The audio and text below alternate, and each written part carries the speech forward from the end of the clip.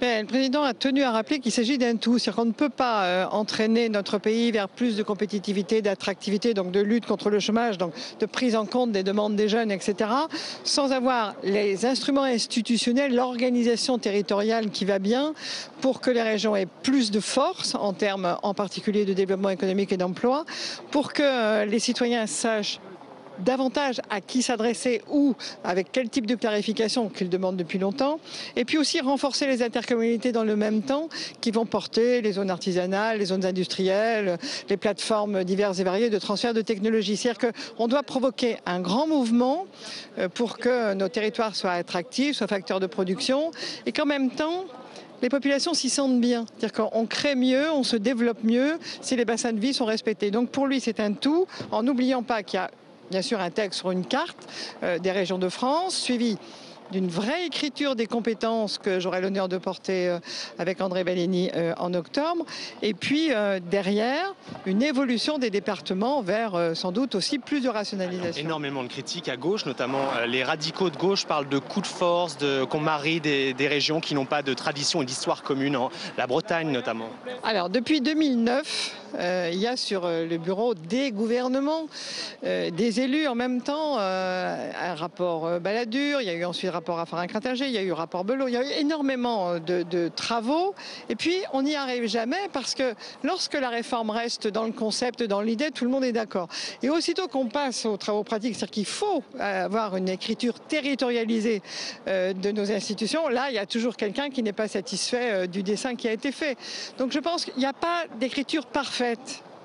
Il y aura un débat parlementaire, bien évidemment. Justement, les adaptations, comment elles peuvent intervenir? Je pense qu'il faut laisser d'abord tout petit peu de temps, il y a un petit mois là devant nous pour que chacun, avec son conseil régional, avec son conseil économique et social et environnemental, avec la discussion avec les syndicats, avec les associations d'élus, chacun regarde bien comment il peut faire et voir si oui ou non il y a des impossibilités. Derrière, vous avez un débat parlementaire qui permettra soit de confirmer, parce qu'il faut bien que le gouvernement à un moment donné fasse une proposition, sinon ça n'avancera jamais. Je dis 2009 et ça existe depuis 2004 tout ça. Hein.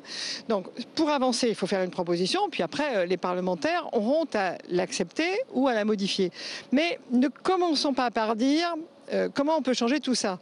La crainte pourrait être que très longtemps après, on soit toujours en train de se poser les questions des frontières. Il y a une polémique aussi sur les économies à dégager. On a parlé 12 à 15 milliards et le président des régions de France, Alain Rousset, dit qu'il n'y a pas de, c'est pas possible d'évaluer. Alors, on n'est pas sur 12 à 15 milliards. C'est la thèse d'André Vallini sur les pourcentages d'économies qu'on peut faire sur la dépense publique côté conférence territoriale, organisation territoriale qui a abouti à ce chiffre. Moi je dis c'est pas un projet qu'il faut qu'on présente aux citoyens comme des économies à tout prix et j'ai envie de dire parfois à n'importe quel prix. Non, il s'agit d'un projet politique. C'est comment la France s'inscrit dans le 21e siècle avec des outils de compétitivité, d'attractivité, de développement, de l'enseignement supérieur, de la recherche.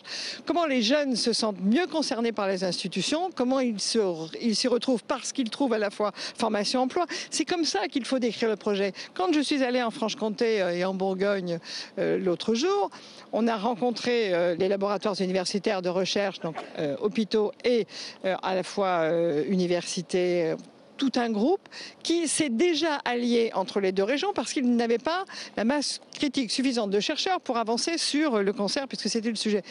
Ça montre bien que parfois on manque de rassemblement possible d'outils de recherche, de développement, de création, d'emploi, d'attractivité des territoires, de bassins de vie.